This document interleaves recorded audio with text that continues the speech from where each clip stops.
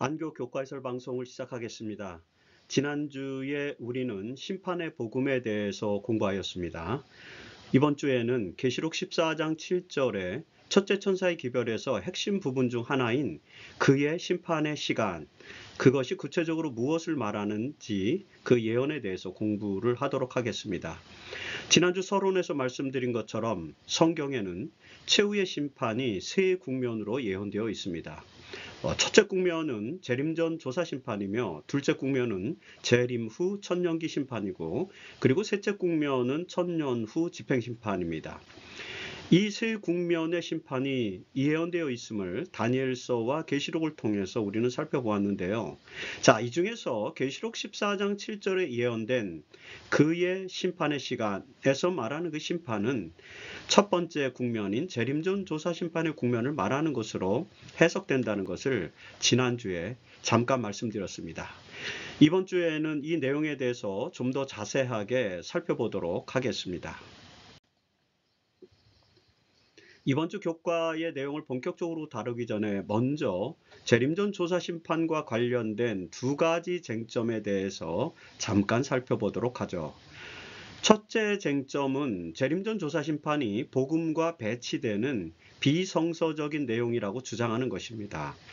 조사 심판은 예수께서 하늘 성소에서 하나님을 믿는다고 공언하는 사람들의 성품을 조사하는 심판을 말하는데, 이런 심판은 성경적이지 않다는 것이죠.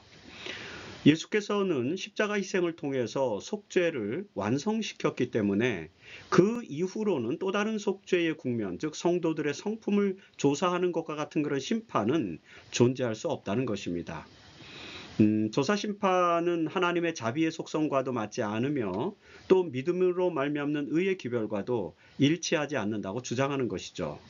그리고 무엇보다도 조사 심판과 같은 개념은 오직 근본주의적인 재림교인들만이 믿는 교리이지 성경적 기별이 아니라고 주장합니다. 자, 이런 주장을 하는 사람들은 기독교의 구원론을 칭의론에 국한시키는 칼뱅주의적 신학으로 이해하는 사람들입니다.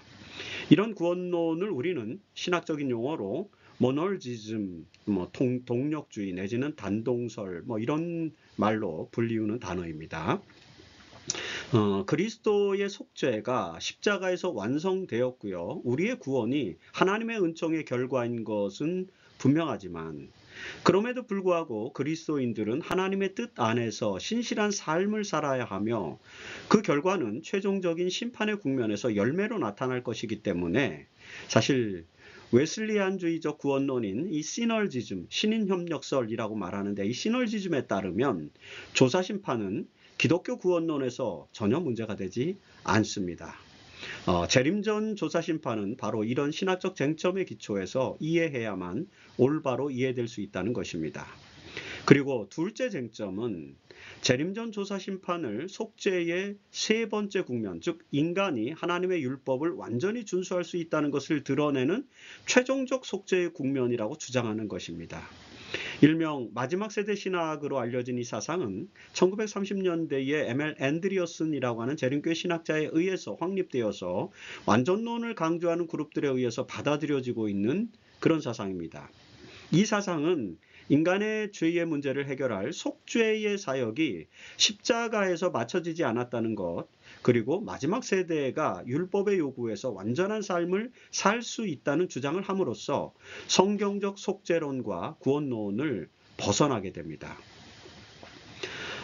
재림교회가 강조하는 재림전 조사 심판은 예수님의 재림 전에 하나님을 믿는다고 공언하는 사람들을 대상으로 한 심판으로 나타나는데, 하늘의 천사들이 하나님 보좌 주위에 서서 그리스도인의 이름이 왜 생명책에 기록되어 있는지 혹은 생명책에서 제거되었는지를 살펴보는 차원의 조사입니다. 그것은 십자가에서 완성된 인간의 속죄의 문제가 아니라 우주적인 속죄, 즉 하나님의 율법을 둘러싼 우주적인 죄의 문제가 해결되는 우주적 차원의 속죄와 관련된 것입니다. 따라서 재림전 조사 심판에 대한 신학적인 문제는 사실 없습니다. 그리고 재림교회가 재림전 조사 심판을 가르치게 된 것은 특별히 이것이 성경에 예언되어 있기 때문인 것입니다. 우리는 이제 성경에 나타난 이 예언의 의미를 살펴봄으로써 재림전 조사 심판이 성경적 가르침이며 우리가 지금 하나님의 심판의 시간에 살고 있음을 이해하게 될 것입니다. 지난주에 살펴본 것처럼 계시록 14장 7절에 선포된 첫째 천사의 기별은 하나님을 두려워하며 그에게 영광을 돌리라. 이는 그의 심판하실 시간이 이르렀음이니 라는 것이죠. 자, 여기서 예언의 핵심은 그의 심판하실 시간이 이르렀다는 것입니다. 이 심판은 계시록 14장 14절 이하에 나타나는 예수님의 재림과 그리고 추수의 사건 그 이전에 일어나는 것이기 때문에 재림전 심판으로 명명할 수 있겠죠. 그렇다면 이 재림전 심판은 언제부터 시작되는 것일까요? 자, 재림교회는 이 심판이 시작되는 시기를 다니엘 8장 14절의 예언을 해석함으로써 이해하게 되었습니다. 다니엘 8장 14절에는 2300주야 때까지니 그때에 성소가 정결하게 되리라고 예언되어 있죠. 자, 이 예언의 핵심 쟁점은 두 가지입니다. 하나는 시기에 관한 것이고 2300주야라는 시기에 관한 것이고 또 하나는 성소가 정결케 되리라는 성소 정결의 의미에 관한 것입니다. 이번 주의 교과는 이런 문제들을 심도 있게 살펴보는 내용으로 구성되어 있습니다. 먼저 이 예언에 나타난 성소의 정결이란 무엇을 말하는지를 이해해야 합니다. 여러분, 윌리엄 밀러는 이 성소가 지구를 의미하는 것이고 지구가 정결케 된다는 것은 불로 정결케 되는 것, 즉 예수의 재림, 종말이라고 해석했습니다. 다시 말해서 2300주야가 마치면 이 지구가 불로 정결케 되는 것, 즉 종말의 사건, 예수님의 재림 사건이 일어날 것이라고 생각했다는 것입니다. 이것이 윌리엄 밀러의 재림운동이 일어나게 된 이유였죠. 그러나 그 재림운동이 실패한 이후에 하이람 에드슨과 같은 사람들은 성소 정결이 지구의 정결이 아닌 다른 사건일 것이라고 생각했습니다. 레위기 16장 16절에 보면 이스라엘 자손의 부정과 그들이 범한 모든 죄로 말미암아 지성소를 위하여 속죄하고 또 그들의 부정한 중에 있는 회막을 위하여 그같이 할 것이요라는 규례가 나옵니다. 특별히 29절에 보면은 일곱째 달 곧 그 달 11일로 지정된 이 속죄일은 1년에 한 번씩 지성소와 성막을 위해 속죄하는 일이 있게 됩니다. 이 속죄하는 일을 레위기 16장 19절에 보면 성결케 하는 일로 묘사하고 있죠. 다시 말해서 성소를 정결하게 하는 것을 말합니다. 따라서 성소가 정결하게 되리라는 예언은 속죄일, 여러분들은 대속죄일이라고 많이 들으셨는데 이 속죄일입니다. 속죄일의 사역과 연관된 것임을 우리는 알게 됩니다. 그렇다면 2300주야가 마치는 때에 성소가 정결하게 된다고 했는데 그 정결하게 될 성소는 무엇을 말하는 것일까요? 1844년 10월 23일 아침에 그 대실망을 경험했던 하이람 에드슨은 그 성소가 하늘에 있는 성소를 말하는 것이라고 생각하게 되었습니다. 그래서 그는 그 친구들과 함께 하늘 성소에 대한 연구를 통해서 히브리서 9장에 나타난 하늘 성소의 의미를 발견하게 되었습니다. 여러분, 히브리서 9장 24절에 보면 그리스도께서는 참것의 그림자인 손으로 만든 이 땅의 성소에 들어가지 아니하시고 바로 그 하늘에 들어가사라고 설명하는데 이 하늘은 그 11절에 묘사된 더 크고 온전한 장막, 즉 하늘에 있는 성소, 하늘 성소를 말하는 것이라고 해석되죠. 히브리서 9장 11절로 12절에는 그리스도께서는 장래의 좋은 일의 대제사장으로 오사 손으로 짓지 아니한 것, 그러니까 이 지상성소, 이 창조에 속하지 아니한 그런 성소가 아니라 그거보다 더 크고 온전한 장막, 하늘에 있는 거죠. 하늘에 있는 장막, 성소로 말미암아 오직 자기 피로 영원한 속죄를 이루사 단번에 성소에 들어가셨느니라고 설명합니다. 여기서 이 예수님께서 들어가신, 그리스도께서 들어가신 성소가 바로 하늘의 장막, 하늘 성소를 말하는 것이죠. 이렇게 예수께서는 대제사장으로서 크고 온전한 장막인 하늘 성소에서 영원한 속죄를 이루시고 계신다라고 하는 표현으로 우리가 읽을 수 있게 된 것입니다. 이런 설명과 더불어서 히브리서 9장 23절에는 하늘에 있는 것들의 모형은 이 땅에 있는 지상 성소를 말하는 거죠. 그 지상 성소는 이런 것들로 염소의 피라든지 황소의 피라든지 그런 것들로 정결케 할 필요가 있었으나 하늘에 있는 그것들, 즉 하늘에 있는 성소는 이런 것들보다 성소 또는 성소의 각 지역들을 말하는 것이죠. 각 기구들, 기명들 이런 것들. 성소에 있는 그런 내용물들은 이런 것들보다 더 좋은 제물로 할지니라는 그런 내용을 읽게 됩니다. 지상의 성소는 대속제일에 송아지와 염소의 피로서 정결케 될 수 있었지만 하늘의 성소는 그리스도의 피만으로서 정결케 되어야 한다는 그런 말씀으로 우리는 이 말씀을 읽을 수 있는 것입니다.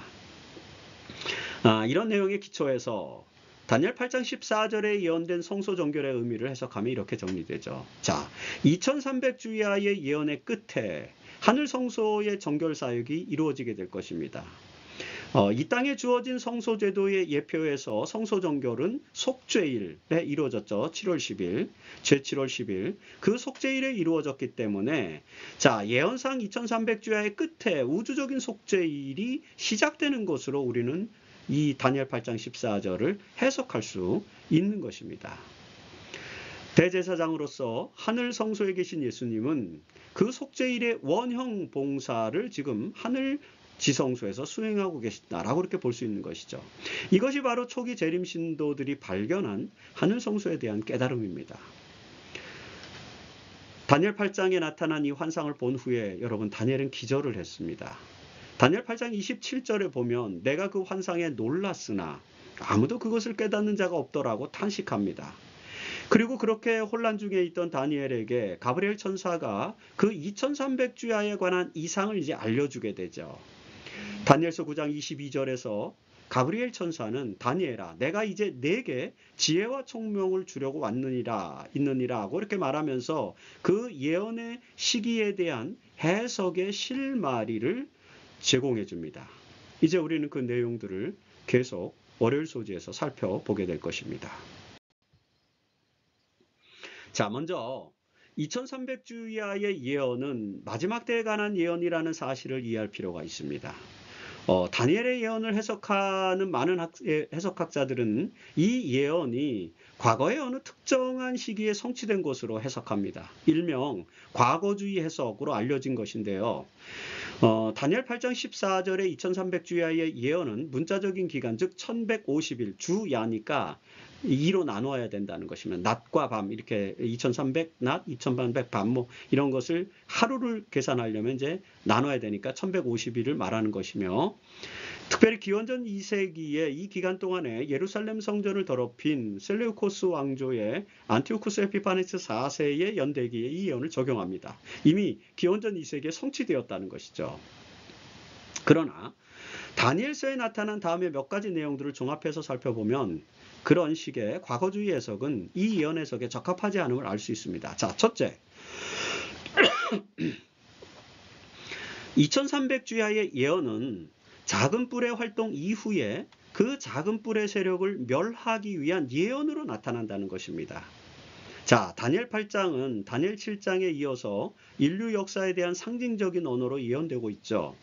여기서도 다니엘 7장과 마찬가지로 작은 뿔이 등장합니다. 다니엘 7장에서 작은 뿔은 재림전 조사 심판으로 인해 멸망을 받게 되기 때문에 당연히 이 시기는 작은 뿔이 멸망되는 이 시기는 마지막 시대임을 알려주죠. 따라서 다니엘 8장의 작은 뿔의 활동 시기도 이와 동일한 시기, 좀 마지막 때의 시기로 해석해야만 합니다. 자, 다니엘 8장 10절로 12절에 보면 이 작은 뿔은 하늘 군대와 별들 중에 몇을 땅에 떨어뜨리고요. 그리고 매일 드리는 제사를 없애버렸고 그의 성소, 하나님의 성소를 헐었으며 그리고 진리를 땅에 던지며 자의로 행하였다라고 이렇게 기록하고 있습니다. 이 작은 뿔이 하나님의 성소와 백성을 괴롭히는 일이 마치는 때가 바로 2300주야의 예언과 연결되는 것이죠. 자, 다니엘 8장 13절에서 다니엘은 매일 드리는 제사와 망하게 하는 죄악에 대한 일과 그리고 성소와 백성이 내준 바 되며 짓밟힐 일이 어느 때까지 이를 거라고 천사에게 묻습니다. 바로 그 물음에 대해서 천사는 2300주야 때까지니 그렇게 설명하면서 그때 성소가 정결하게 되리라고 답변하는 것입니다.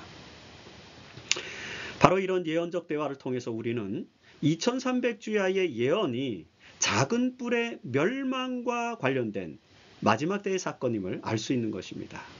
그리고 둘째, 다니엘서는요, 그 스스로 그 사건이 마지막 때의 사건임을 또 해석해주고 있죠. 자, 다니엘서 8장 19절로 25절의 내용은요, 다니엘서 8장 3절로 14절에 예언된, 앞부분에 예언된 내용들을 해석해주는 부분입니다. 뒷부분은. 그렇게 구성되어 있죠. 예를 들어서, 두 뿔 가진 숫양은 곧 메대와 바사 왕들이요, 털이 많은 수염소는 곧 헬라 왕이요, 이 네 나라 마지막 때에 반역자들이 가득할 즈음에 한 왕이 일어나리니 그 얼굴은 뻔뻔하며 속임수에 능하며. 자, 이런 식으로 이제 해석을 해주는 것입니다. 이 해석을 제시하면서 천사는 다니엘서 8장 19절에서 이 환상은 정한 때 끝에 관한 것임이라고 설명하는 것이죠.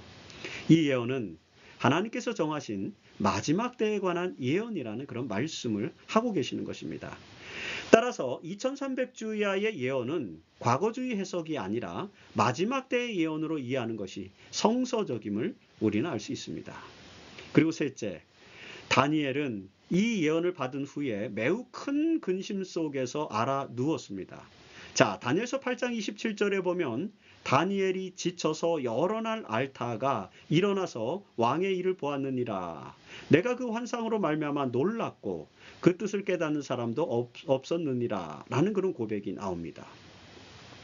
이처럼 다니엘이 환상을 보고 알아두었던 이유는요, 그 환상을 이해할 수 없었기 때문이었습니다. 다니엘서 8장 26절에 보면 천사는 주야에 대한 환상, 2300주야에 대한 환상은 확실하니 너는 그 환상을 간직하라. 이는 여러 날 후에 일임이니라. 라는 그런 설명을 또 해주기도 합니다. 이처럼 2300주야에 관한 예언은 역사의 마지막 때에 성취될 것이었습니다. 따라서 다니엘은 이 예언의 정확한 성취의 의미를 알기가 어려웠던 것입니다. 왜냐하면 그의 시대로부터 한창 멀리 떨어진 시대에 대한 예언이었기 때문에 그런 것입니다. 그러나 그 예언이 완전히 임봉된 것만은 아니었죠. 다행히 하나님께서는 2300주야의 예언에 관해서 그 해석을 다니엘에게 일부 제공해 주고 있습니다. 우리는 그 내용을 화요일 소지에서 공부를 하게 되는 것입니다. 자, 2300주야의 예언을 본 후에 다니엘은 이제 민족의 운명을 두고 번민하기 시작합니다. 그러나 하나님께서는 다니엘에게 이스라엘 백성들을 위해서 포로 기간 동안에 정해진 기간이 거의 끝나가고 있음을 깨닫게 해주셨습니다. 자, 기원전 605년에 바벨론에 끌려가서 생활했던 이스라엘 백성들은, 이제 포로가 되었던 이스라엘 백성들은 예레미야가 예언한 70년의 기간이 끝나가게 됨을 이제 인식하게 됩니다. 다니엘은 그 예언을 상기하면서 이스라엘 백성들의 귀환을 위해 하나님께 간절히 기도하죠. 자, 그런 상황에서 가브리엘 천사는 다니엘에게 주었던 예언의 마지막 국면인 2300주야의 예언을 해석할 수 있는 힌트를, 깨달음을 제공해 주고 있습니다. 다니엘 9장 23절에서 가브리엘 천사는 다니엘, 내가 기도를 시작할 즈음에 명령이 내렸으므로 이제 내게 알리려 왔느니라. 그런즉 너는 이 일을 생각하고 그 환상을 깨달을지니라고 선언합니다. 여러분, 다니엘서에서는요, 환상이라는 단어, 이 환상을 표현하는 단어가 히브리어로 두 개가 나오는데, 하나는 하존이라는 단어고 또 하나는 마레라고 하는 단어입니다. 자, 하존은 전체적인 환상을 말하고요, 마레는 그 전체적인 환상 중에 일부분의 환상을 의미하는 단어입니다. 자, 그래서 다니엘서 8장 26절에 보면 주야에 관한 환상은 확실하니, 자, 2300주야에 관한 환상은 확실하니 할 때 이 환상은 마레입니다. 일부분이라는 얘기죠.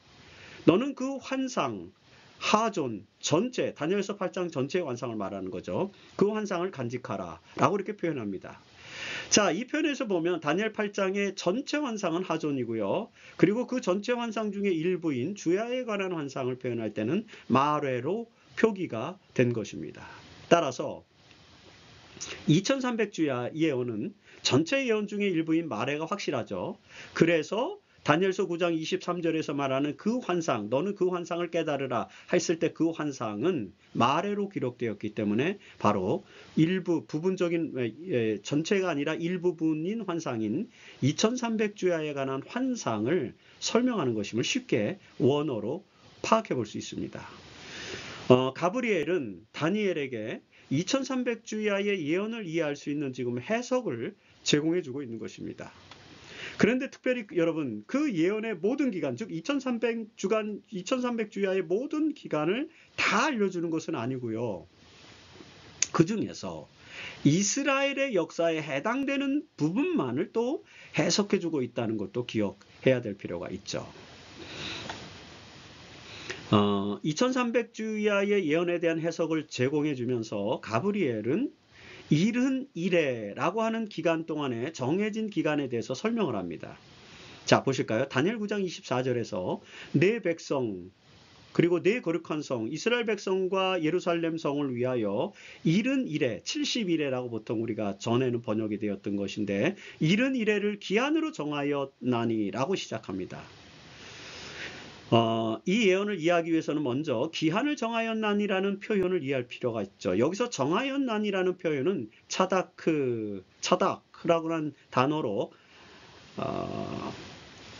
히브리어로 기록되어 있는데요. 이 말은 잘라내었다라는 그런 뜻입니다. 즉 우리는 전후 문맥상에 71회가 71회가 2300주야의 예언으로부터 잘라진 일부분임을 알 수 있습니다. 여러분 이 화면에 나오는 그림, 도표를 잘 활용해 보시면 되겠습니다. 자, 71회는 490일이죠. 왜냐하면 70 곱하기 7, 주일이니까 70주일이니까 490일입니다. 1일 1년의 원칙에 따르면 490일은 490년을 말하는 것이죠. 그리고 이 490년은 결국에는 2300주야, 즉 2300년의 예언 중에서 490년을 따로 떼어놓은 것, 그것이 바로 유대인들을 위하여 할당된 기간이 이 2300년 중에서는 490년에 해당된다라고 하는 것을 알 수 있는 것이죠. 그 71회의 기한은 이스라엘 백성과 거룩한 성 예루살렘을 위해서 정해진 기간입니다. 자, 이것이 2300주야의 예언 중에 일부이고요. 그리고 그 예언은 다니엘의 시대로부터 시작되는 것이기 때문에 2300주야의 예언의 시작과 이 71회, 즉 71회의 예언의 시작은 결국에는 같은 시간입니다. 그래서 이 71회는 2300주야의 예언 중에서 바로 앞부분, 맨 앞부분부터 490년 동안에 해당되는 시간인 것을 알게 되는 것이죠. 자, 그래서 우리가 이 두 예언이 언제부터 시작되는가에 대한 그 시점을 확인하기만 해준다면 그러면 우리는 490년 후는 언제이고 또 2300년 후는 언제인지도 알 수 있게 되는 것입니다. 이처럼 71회의 예언은 2300주야의 예언의 기산점, 시작점을 확인할 수 있게 해주는 예언이고 그래서 가브리엘 전사가 다니엘에게 이 예언을 지금 주고 있다는 것을 파악할 수 있는 것입니다. 그렇다면 다니엘서 9장 24절로 27절에 나타나는 이 71회에 관한 예언은 구체적으로 어떤 내용을 담고 있을까요? 우리가 잘 알고 있는 것처럼 이 71회는 이스라엘 백성들의 운명과 관련된 그리고 예수의 생애와 사역에 대한 내용, 그런 예언들이 담겨져 있습니다. 이제 우리는 그 예언의 내용의 핵심을 이해할 필요가 있는데 그 내용이 바로 수요일 소지의 내용인 것입니다. 다니엘 9장 24절로 27절에 나타난 71회의 예언의 내용은 자 무엇인지 좀 살펴보죠. 자, 먼저 우리는 그 예언의 핵심 내용이 요약된 다니엘서 9장 24절을 확인할 수 있습니다.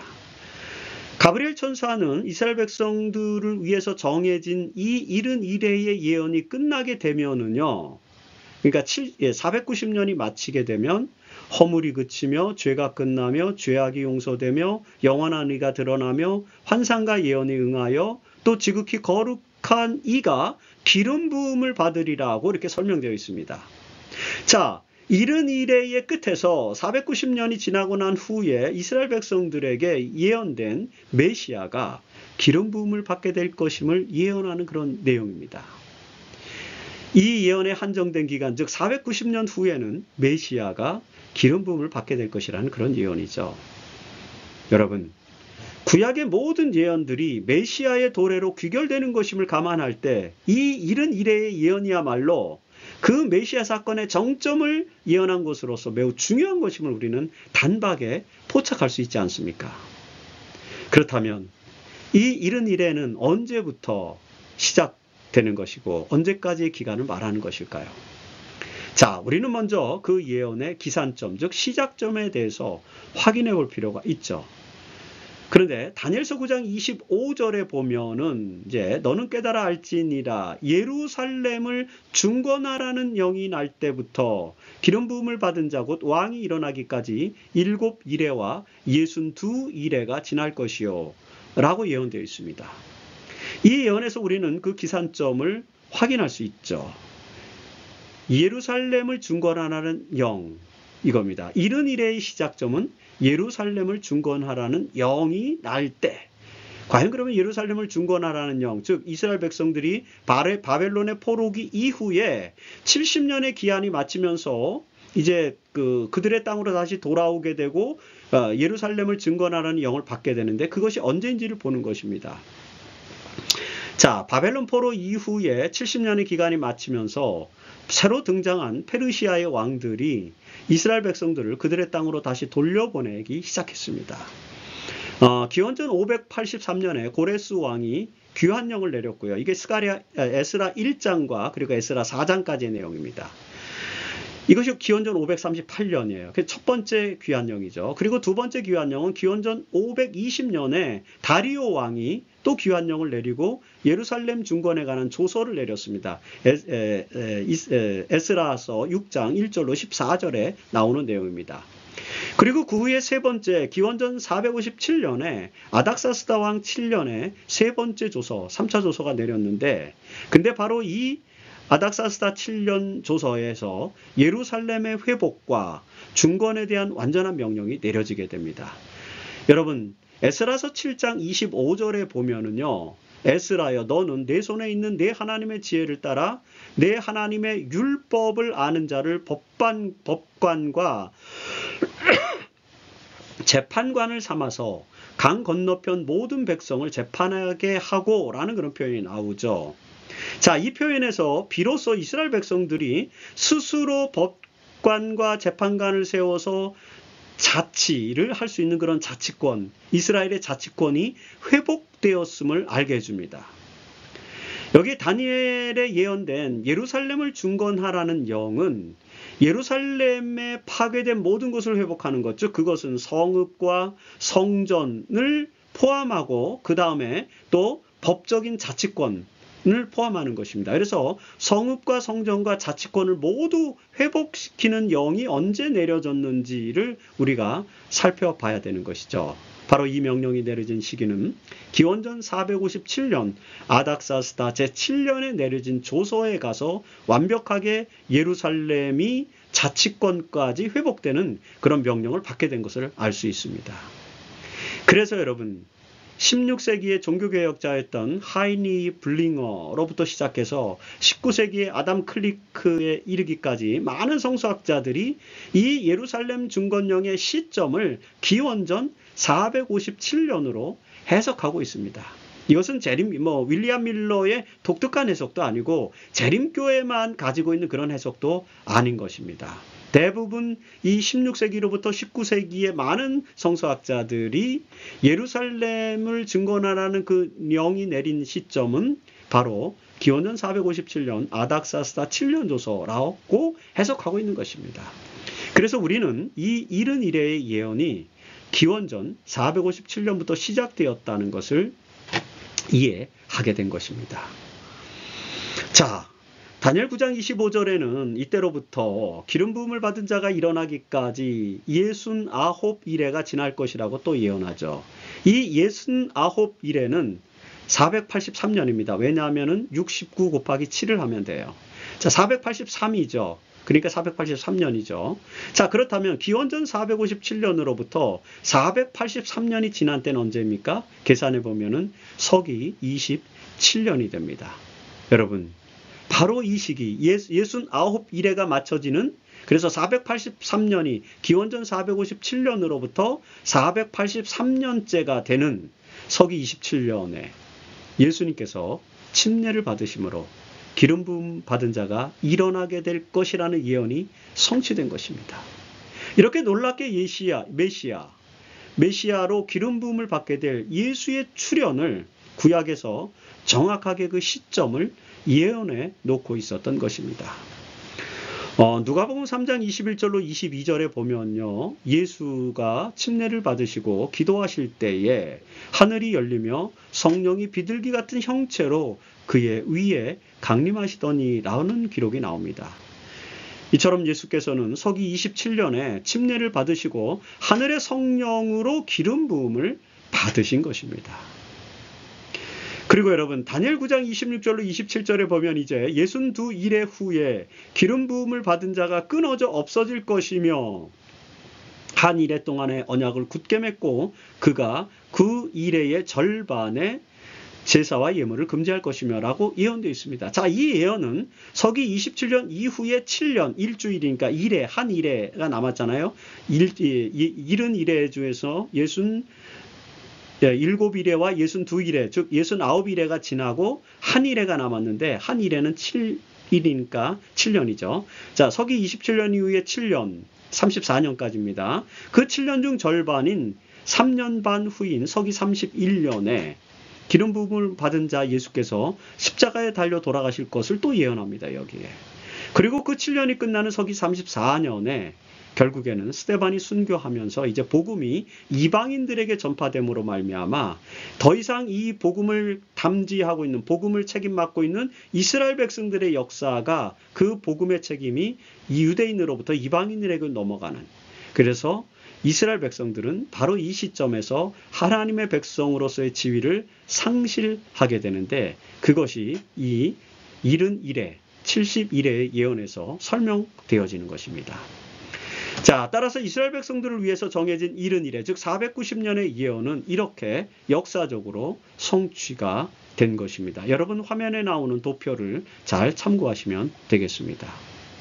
자, 이제 우리는 2300주의 예언 중 그 나머지 부분들을 이해할 필요가 있겠죠. 이제 AD 34년까지는 이제 71회의 예언으로, 71회의 예언으로 이제 성취가 됐고, 그럼 그 나머지 2300년의 그 나머지 기간을 우리가 평가를 해야 되겠죠. 여러분, 이 2300년이라고 하는 긴 예언의 기간 중에서 490년, 앞부분의 490년은 유대인들을 위해 주어졌고, 그래서 메시아의 등장과 메시아의 죽음과 이방인들에게로 복음이 전파되는 기간, 이런 것들을 이제 가브리엘 천사의 70일에, 71회에 대한 예언을 통해서 우리는 해석하였습니다. 그렇다면 그 나머지 기간, 즉 2300년에서 490년을 빼고 난 나머지 기간과 관련된 예언은 무엇일까요? 사실 그것은 다니엘서에는 나타나지 않고 계시록에 나타납니다. 다만 다니엘서에서는 우리는 그 2300년의 끝이 언제이며 그때 성소가 정결케 된다는 것이 무엇인지를 예언하는 것을 보게 되는 것입니다. 자, 그렇다면 그 예언의 끝은 언제인가요? 이것이 바로 이제 목요일 소지의 내용이 되는 것입니다. 2300주 이하의 예언이 예루살렘을 증거하라는 영이 날 때부터, 즉 기원전 457년부터 시작되는 것이라면 그 끝은 당연히 서기 1844년이 됩니다. 사실 산술적으로 계산하면 1843년이 나와요. 왜냐하면 2300년에서 457년을 빼보면 됩니다. 하지만 이것이 수직선상에서 기원전 1년과 기원 후 1년 사이에 0년은 포함되지 않기 때문에 산술적 계산만으로는 계산이 정확하지 않죠. 그래서 산술적 계산에다가 1년을 더하면 정확한 연대가 나오는데, 그래서 기원전 457년부터 2300년이 되는 해는 서기 1844년이 되는 것입니다. 또는요, 여러분, 2300년의 예언 중에 유대인들을 위해 할당되었던 490년이 서기 434년에 끝나기 때문에 그로부터 1810년을 더하면 결국엔 1844년이 되지 않겠습니까? 자, 이렇게 해서 우리는 2300주야의 예언이 1844년에 마치게 된다는 사실을 해석하게 되는 것입니다. 그렇다면 이 1844년에 무슨 일이 일어난 것일까요? 자, 다니엘 8장 14절의 예언은 그때 성소가 정결하게 되리라고 되어 있습니다. 이 예언의 의미를 이해하기 위해서는 정결케 될 성소가 무엇을 말하는지를 알아야 하고요. 그리고 또 성소가 정결하게 된다는 것이 무엇을 말하는지 또 알아야 합니다. 이미 제가 일요일 소지에서 설명을 드린 것처럼 성소는 지구가 아니며 그리고 성소 정결은 예수님의 재림 사건은 아니죠. 그렇다면 성소는 무엇일까요? 여러분, 신약에서 성소는 주로 히브리서에 등장합니다. 히브리서 9장 24절에 보면 그리스도께서는 참것의 그림자인 손으로 만든 성소에 들어가지 아니하시고 바로 그 하늘에 들어가사라는 표현이 등장합니다. 그리스도께서 이 땅의 성소가 아니라 하늘 성소로 들어가셨다면 바로 그 성소는 하늘에도 있는 것이 되고요. 따라서 다니엘 8장 14절에 정결케 될 성소는 하늘 성소라고 이해할 수 있는 것입니다. 제가 일요일 소지에서도 조금 말씀을 드린 그런 내용들과 중첩되는 것 아닙니까? 그렇다면 이 하늘 성소가 정결케 된다는 것은 무엇을 말하는 것일까요? 히브리서 9장 23절에는 하늘에 있는 것들의 모형, 이 땅에 있는 지상성소는 이런 것들로 정결케 할 필요가 있어서는 지상성소도 정결케 할 필요가 있었고요. 근데 하늘에 있는 것들은, 하늘성소는 하늘에 있는 그것들은, 하늘 성소에 있는 모든 것들은 이런 것들, 즉 지상성소에서 정결케 했던 그런 동물의 피보다 더 좋은 제물로 할지니라는 그런 표현이 있습니다. 자, 하늘 성소에서의 정결도 필요하다는 말이죠. 근데 그것은 그리스도의 피로 이루어지는 것이라고 설명하는 것입니다. 이 지상의 성소에서 성소가 정결케 되는 것은 속죄일에 이루어졌다고 제가 일요일 소지에서 말씀드렸습니다. 그렇다면 그 속죄일의 원형이 하늘 성소에도 적용될 수 있을 것이라고 우리는 당연히 볼 수 있겠죠. 이런 이해의 기초에서 2300주야의 예언이 끝나는 해인 1844년에 하늘 성소에서 속죄일의 원형이 이루어졌다라고 우리는 해석하게 된 것입니다. 다시 말해서 1844년에 하늘 성소에서 그리스도의 속죄일 사역, 즉 심판과 도말의 사역이 진행된다는 것이죠. 이 심판이 바로 재림 전에 있게 될 조사 심판인 것입니다. 바로 이 심판을 계시록 14장 7절에서 첫째 천사의 기별로 설명하고 있는 것입니다.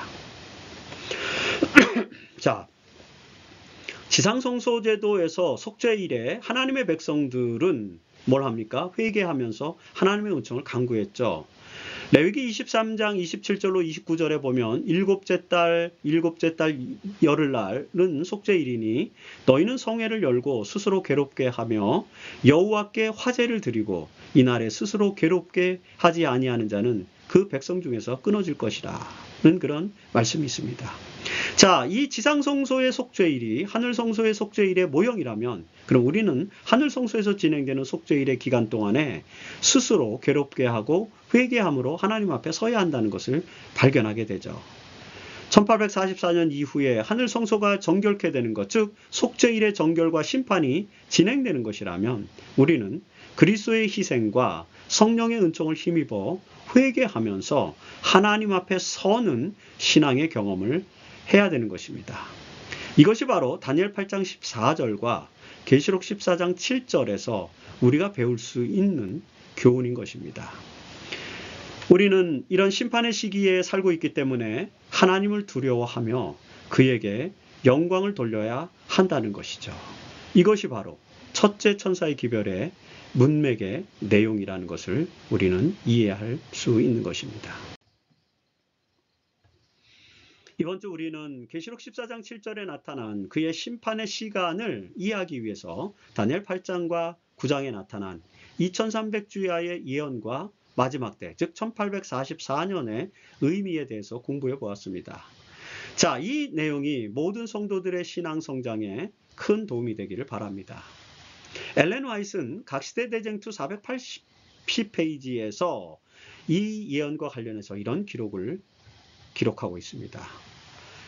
예언 중에 2300주야의 끝이 되는 1844년에 일어날 것으로 미리 알려져 있는 것도 이때의 오심을 가리키는 것이요, 재림을 가리키는 것은 아니다. 그때 우리의 대제사장께서는 하늘 천사들의 시위 아래 지성소에 들어가 하나님 앞에 서서 인류를 위한 마지막 봉사를 하시게 된다. 곧 주님께서 이때 조사 심판을 하시고 속죄의 은사를 입을 자격이 있는 모든 사람을 위하여 속죄 사업을 하시게 된다. 1844년에 성취될 성소의 정결 사건은 재림전 조사 심판으로 이해됩니다. 이 시기에 예수께서 인류를 위한 마지막 사역을 하고 계시는 것을 우리는 알게 되었습니다. 특별히 이 조사를 통해서 속죄의 은사를 입을 자격이 있는 사람들을 위한 신원이 이루어지게 될 것입니다. 우리는 그 심판에 포함되어 속죄의 은사에 힘입어 하나님의 나라를 상급으로 받는 성도가 되어야 할 것입니다. 우리 모두 속죄의 은사를 입고 살아가는 성도가 되기를 바라면서 이번 주 교과해설 방송을 마치겠습니다.